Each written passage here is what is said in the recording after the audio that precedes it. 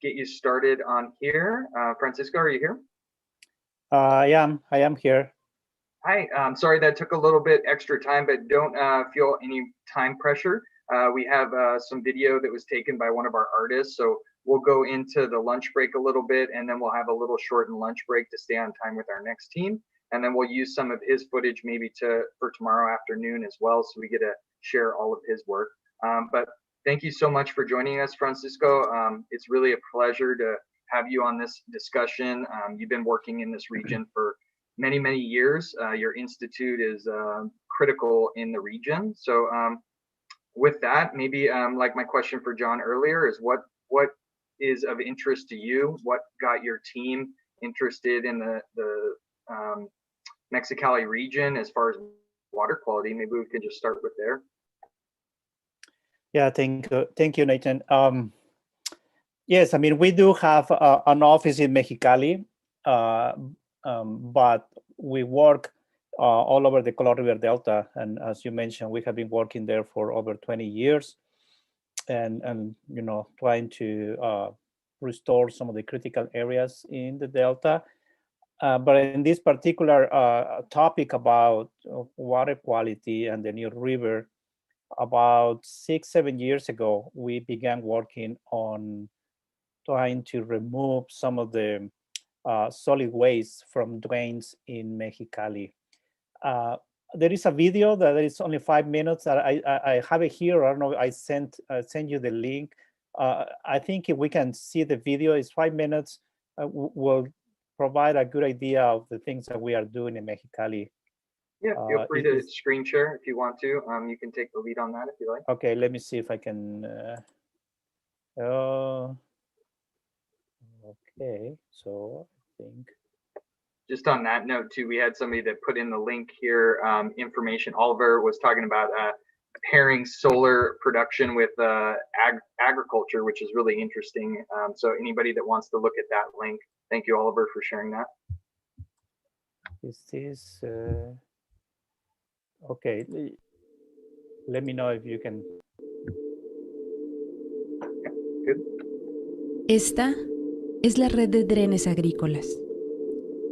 151 kilómetros que forman parte del paisaje urbano de algunas comunidades en Mexicali. Los drenes en la ciudad, su principal función es desalojar el agua de las lluvias. Y son drenes que la ciudad absorbió con el crecimiento demográfico, ya quedaron dentro de la ciudad.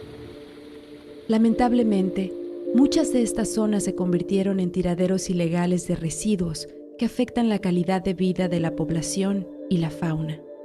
La cultura muchas veces de las mismas personas que viven aledañas o alguien más que viene, lo ven como un flujo de agua donde se pueden arrastrar a lo mejor llantas, basura. Tengo años viviendo aquí y jamás se habían tomado ahora sí que la molestia de venir a enseñarnos que esto se puede cuidar, que esto puede estar limpio.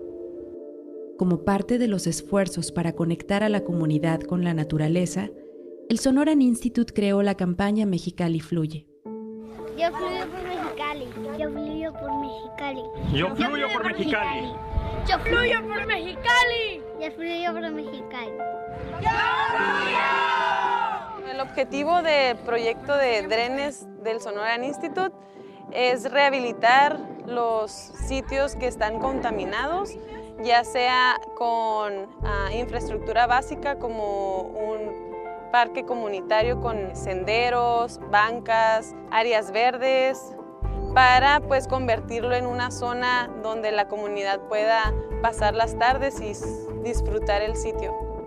Se está realizando con financiamiento de dos fuentes principales: la Comisión de Cooperación Ambiental Fronteriza y también la EPA de California. En el 2014 se iniciaron las primeras acciones de limpieza, rehabilitación y educación ambiental en el Dren Internacional, en la zona poniente de la ciudad, creando el primer parque comunitario. Esta zona, que ahorita es una zona, es un parque bastante importante para la comunidad, fue alguna vez un acopio de llantas, un nido de ratas y de animales. No se veía de aquí a la calle. Increíble, no me imaginaba el proyecto que hubiera quedado de esta manera. Tras el éxito alcanzado en el proyecto, Sonoran Institute buscó financiamiento para replicar los trabajos realizados a drenes en condiciones similares. Desde un principio, Sonoran Institute ha conjuntado los esfuerzos de muchas gentes, de los 3 órdenes de gobierno, de iniciativa privada, de muchas dependencias. Algunos están, otros no están, pero cada uno ha aportado su granito de arena para que se cumpla el objetivo. Junto con PET y Sonoran Institute, que nos incluyó en el programa, vinimos y ayudamos a limpiar. Siempre se hacían los trabajos, veníamos, limpiábamos y nos retirábamos. Yo creo que esta vez que se incluyó a la comunidad a participar, a limpiar, a que ellos tengan esfuerzo en hacer lo que les cueste poquito, yo creo que es cuando más se le agarra valor a las cosas, ¿no? Gracias al apoyo financiero y la participación ciudadana y gubernamental, se transformaron 3.6 kilómetros de drenes, removiendo más de 5.400 toneladas de residuos sólidos, rehabilitando y reforestando 20.000 metros cuadrados con más de 200 árboles nativos y creando corredores verdes donde existían tiraderos clandestinos. Alcanzamos más de 100.000 personas a través de eventos comunitarios, capacitaciones, creación de murales y miniferias ambientales. Aún falta mucho por hacer. Me siento satisfecha, orgullosa de lo que se está logrando, que Dirección de Seguridad Pública en conjunto con centros de rehabilitación, ciudadanía e empresarios, estémonos involucrando nosotros con la sociedad. Y de hecho yo creo que la mayoría de los que están aquí participando se sienten mucho mejor cuando ven a otros que también están. Se sienten que no están solos, que hay un esfuerzo conjunto y ese esfuerzo conjunto pues va a llevar a un final feliz. Quisiera verlos como unas vialidades limpias, ¿no? Que fuera de esparcimiento para toda la ciudad, que podamos venir a caminar cualquier ciudadano común aquí, que esto estuviera limpio, que tuviera el agua limpia, que sin olor. Y creemos que algún día lo podemos ver así. Pasó una mariposa. Para mí eso es una clave de que esto puede mejorar. O sea, hay vida tan frágil que puede rayar una mariposa. Que si hay vida aquí, puede haber muchísima más. Y para mí eso es una esperanza. Entonces yo creo que entre todos podemos darle a esa esperanza pies y cabeza y que eso ande, ¿no? Que camine. Merecemos comunidades y ecosistemas sanos. Únete, forma parte. Tú puedes hacer la diferencia. Yo fluyo.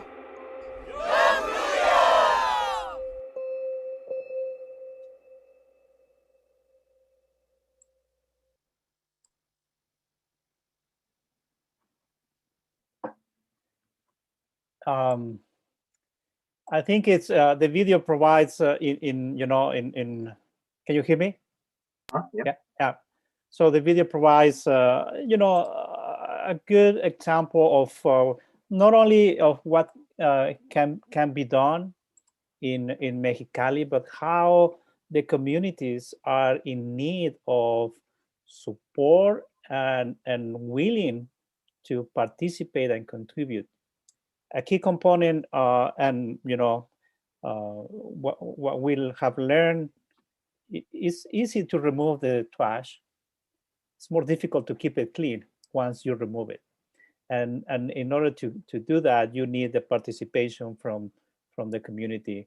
So we have expanded our work in the last few years. I'm going to show you just a map, a few slides, but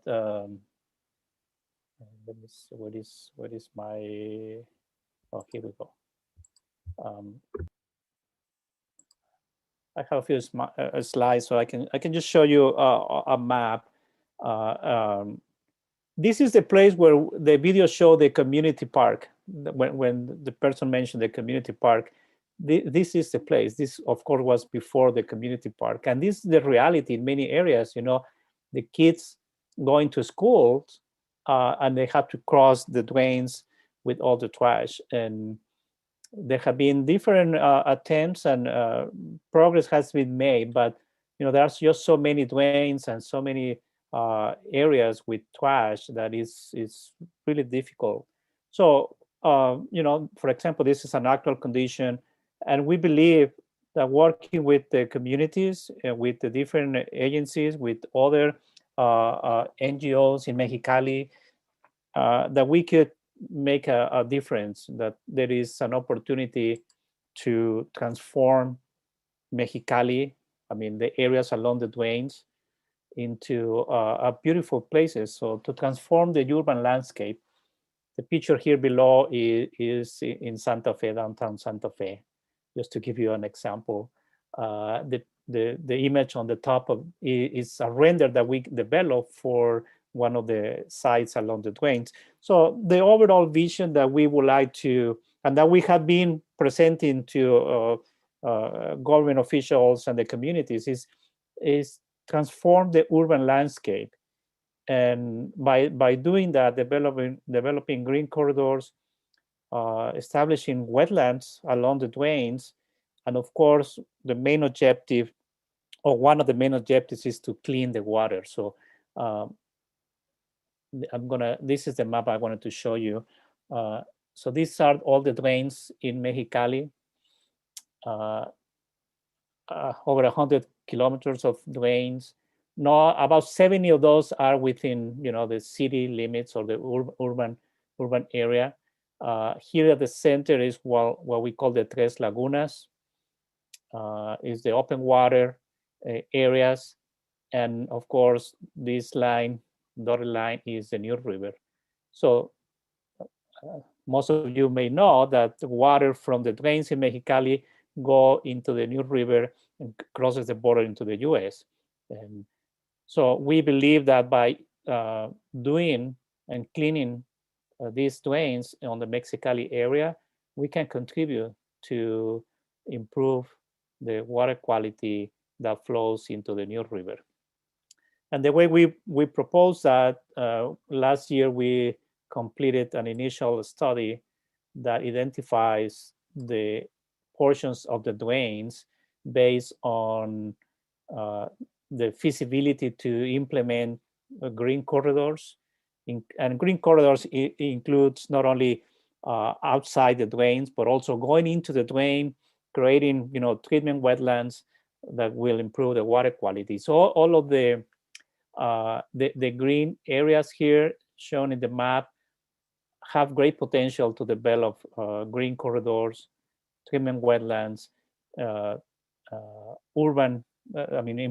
transforming the urban landscape. So the next step that we are proposing, and these are just some examples from other cities. The picture at the bottom is downtown Denver, and the picture of the river is in Missouri. But these are just some examples of basic infrastructure that can be implemented along some of the drains to improve the water quality conditions and also to create habitat. The goal will be, at least the goal in terms of improving water quality, we are concentrating on those drains that flow into the Tres Lagunas in Mexicali. So the drain Xochimilco and drain Colector del Norte.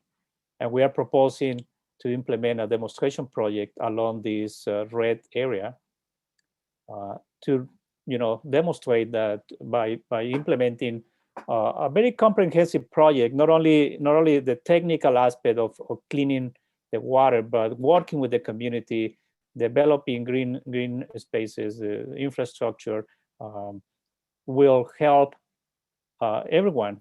It will help to clean the water, and it will provide the spaces that the community is wanting to have along this area. This is just an example of how it can be transformed, some of these areas into places where the community can enjoy, can learn about nature. And of course, the purpose of this is that by doing this, the community will be able to keep it clean, keep those areas clean. So the benefits is for all the community and for wildlife. We are proposing to develop what we call, that's the end of the presentation, but I'm just gonna, now I need to stop sharing it, no? You still see it? Yeah, you could just drop it off, or if you find a slide that you want to keep up, that's fine. Okay, yeah. Let me. Yeah, I'll use the map because I want to talk about the next steps and what we are proposing. So yeah. So what we are proposing next in this next phase is to develop a master plan. A master plan for about 70 kilometers of drains. The ones that you see here in green and red, the green represent areas that are where we can implement this green infrastructure and transform the urban landscape and implement treatment wetlands inside the drains. There are some drains that are wide enough and there is the space to create wetlands inside the drains or inside the floodplain of the drains. Not everywhere we can do that. And some other areas like the red ones, those are areas where we need to go and clean the drains. We need to go and remove the solid waste, clean it, and work with the communities so that they can help us to maintain clean those areas. So this master plan will look not only how to do that, but it will also include implementation of a demonstration project. And we did present this in collaboration with the city of Mexicali last year to the Nat Bank, just before COVID began. So we didn't get funded, but we will continue to try to find the funding to develop the master plan and implement the demonstration project. I think by implementing the demonstration project, we will be able to really test the hypothesis, the type of wetlands that are needed, the type of efficiency in terms of reducing some of the contaminants that we find in the water, but at the same time, create benefits to the communities and to inspire other communities to do the same in Mexicali. So that's where we are, Nathan. It's still a project that will try to get the funding for the implementation, and so we are hoping that we could do that in this year and begin implementation or developing the master plan towards the end of this year. Yeah, no, that's great. I had the opportunity to visit Tres Lagunas, and that's kind of where we got the inspiration for the project as a whole, because it's really about scalability. When we visited in Mexicali, the Tres Lagunas, which is in the city, it became to me that concept of scalability. When you dive down to the scale that you just described, and you actually show how a community scale event, when it's empowered by the community and they take ownership of it, they create their safe environment, they create their habitat, they create their education opportunities for their children, and they encompass that, they inhabit that space, and that's what really builds neighborhoods, and that's what builds communities. And what I really love about it is you've shown a couple demonstrations which are a little piece, right, but that line continues, right? That line is all of those rivers, and hopefully one day where those rivers are under the roads, maybe there's a space to move those outside and create some additional habitat so that river isn't covered over. It creates that habitat in other regions. But what I love more than anything is that you've shown the hardest part is keeping it clean. Right. And when the community owns those projects, that's how you kind of ingrain the ownership of it. Yeah, and it takes time to do that, to develop the trust of the community and the relationship. And we've done that in several communities already in Mexicali, and we're just kind of waiting to implement the next phase of the project. So we welcome any feedback, any ideas that people may have, or contacts that may help us to get it funded and implement the project. Yeah, and that's why I put the link to your website in there. Feel free to donate to the Sonoran Institute, sonoraninstitute.org, if you're inclined and want to support those efforts. what I really like about this is you've shown a template that could very easily cross that artificial borderline and start going into Imperial County and El Centro area. You've created a template that is about taking back a person's neighborhood, and it creates a safe zone, right? There's no more people that are going in that park to dump trash, to do illegal business or illegal activities, or create a crime scenario. You've actually made the city safer. Yeah, Nathan, and one thing that I forgot to mention, we have talked to, the health department. I think it's the Imperial County, I think it's Imperial County. Some of the, diseases transmitted by vectors, like Zika and others.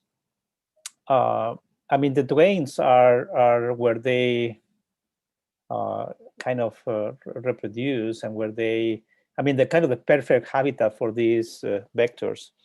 And if we don't take care of that in Mexicali, of course they're going to cross the border. and I'm not saying that. I know that the health department from Imperial, they know that, they monitor that. So even if you clean the New River on the U.S. side, we still have an issue on the Mexicali side that is a health problem, or a public health problem for the region, not only for the city of Mexicali, for the entire region.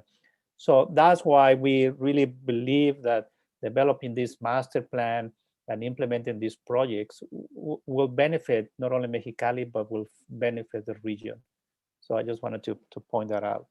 Absolutely. Well, you're taking a methodical approach. That's always what has to happen. Is first you have to map the current conditions, but when you're actually mapping those, another part that we're going to talk about later today and tomorrow is real-time geospatial mapping and engineering, is tracking those current conditions on the ground in real time, so that potentially as these evolve, there's an alert when you have heavy metals going in, or a water source that's being contaminated.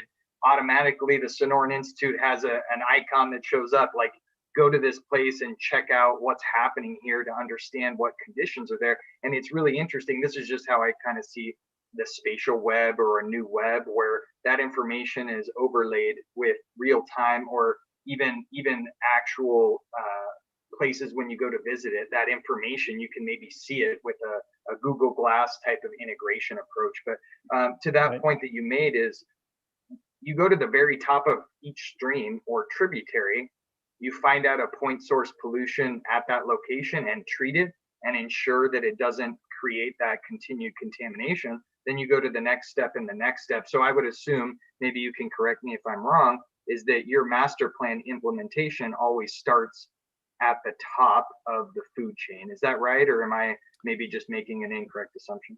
Well, that's the ideal situation, and we have identified that.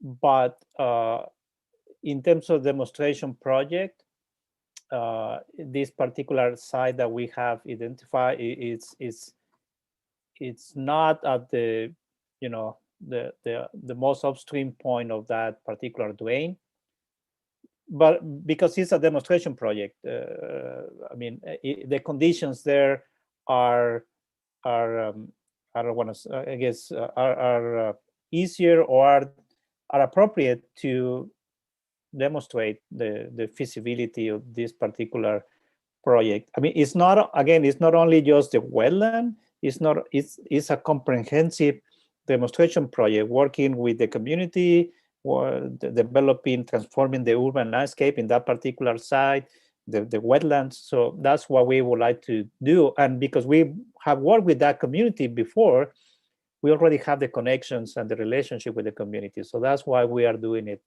We are doing it there. But after that, the master plan itself will identify kind of the priority or the order in terms of projects will have to be implemented. Yeah. Right. And that demonstration often is the most accessible point for the education component and bringing people to it. It might be at one of those lagoons where there's already kind of the infrastructure for a park. you might be able to add this component to it as a demonstration. So I agree. And it's really interesting. Maybe we'll tie this back into yesterday's conversation, is the waste conversion technology.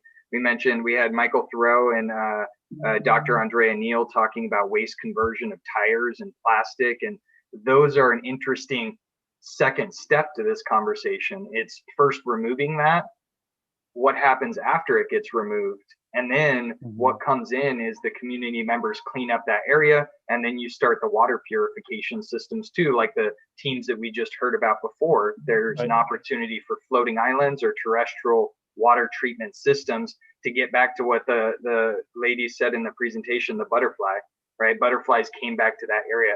I was kind of getting choked up seeing all the children, how happy they are, because it's, when I go to TJ or when I go to Rosarito, you see the conditions and you see what you did, which is an urban intervention and recapturing public space, because there always could be a building there or another mechanic shop.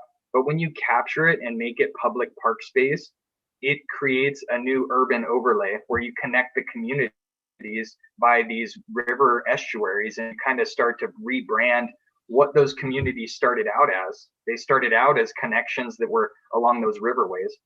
Right. Yeah, and next month in April, we will be doing another small project, doing some reforestation in along one of the drains that we have been, collaborating with the city of Mexicali, and it's about almost 2 acres of land. We're going to be planting trees, and this is very important. The key working with the communities, I mean, you have to be there every year, every month. I mean, we cannot like go there 1 year and then raise expectations and then, oh, you're sorry, nothing happened. So it's hard for us as an NGO, we are committed to do this, but we depend on funding. So we're going to continue with a small project in this couple acres, so that we can continue to engage the community, and to they see that this is something that we are committed to do. Absolutely, and that's the only way that people really trust your organization, is they see you on the ground, right? Everybody in many organizations, if you're not there and you're not present, you're not really there to help their community. So once they see the action and the work that you're doing, the art that comes out of it, the education component that comes out of it. I know I did that a long time ago here in San Diego, where we did like a cleanup of an alley, right? It's simple things like that, but you're absolutely right. You need to be able to be there. And maybe there's an interesting component, like we said, the geospatial tracking and monitoring of those spaces could be a way where physical presence is equally as important as a real-time digital presence, where you have information coming from that site on a regular basis. Yeah, there is in Mexicali, there is a group or a group of asociaciones civiles, NGOs, and they do have, I forgot the name, Alerta is the name. Well, they have something similar for air quality. I think there is an application, and you can go there and look at the quality of the air in different locations in Mexicali. So that is available. And one last thing, seeing the previous presentations about the islands, the Tres Lagunas here in Mexicali. I mean, they are big, but they are not too big. I mean, I guess it's relative depending to, what you're using for reference. So I do see that there is some potential there, but also we know that community wants to have the open water space too. So that's, because we have looked into that, not in detail, but that's why we have moved to, okay, well, let's walk along the drains, so the tributaries to the lagoon. So if we can, improve the water quality by walking along the drains, then we'll have better quality in the Tres Lagunas, and with all the open water space available for recreation. So anyway, I just wanted to mention that. Well, that's exactly kind of, I think, the discussion point of what both of those teams were mentioning with the Alamo and the New River. They are ideally suited for in the river on a farm, right? On the farm is point source. In the river is directly adjacent to that. But all of that can happen up to the delta where the water goes into the Salton Sea. Those are predominantly the primary locations. I kind of saw the image of the drain canals. Some of that is really interesting where the dirt falls down, then you have floating islands, either just in part on one side or part on both sides, or a cover over some of the drains. But they can be designed, and there's really interesting designs where they're in amoeba shapes, they're in circular shapes, they're in square shapes, so you can really design them as part of the ecology to make them look as natural as possible.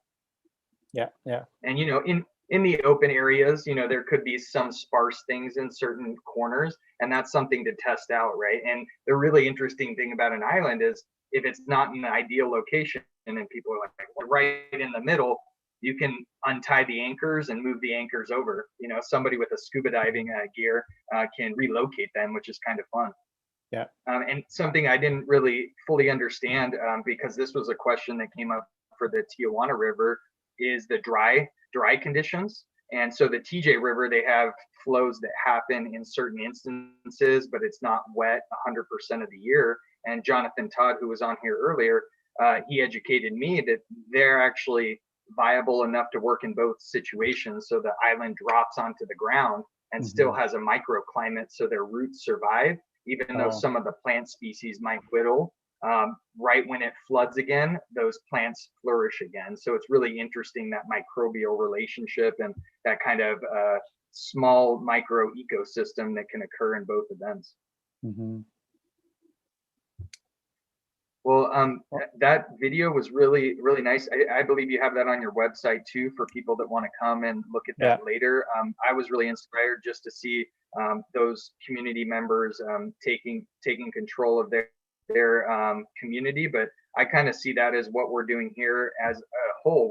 We're trying to be those leaders and those organizations that do project management and develop these master plans, like you just eloquently described, for regions and for the entire city, like you described for Mexicali. You're giving them an opportunity to see their master plan and experience it. So thank you so much, Francisco. We're going to have you back we're going to have you back in a little bit to talk more about the Delta region. I'm really excited to hear your input on that, as well as the Sea of Cortez, but specifically focused to the Colorado River Delta and the work that you guys have done there.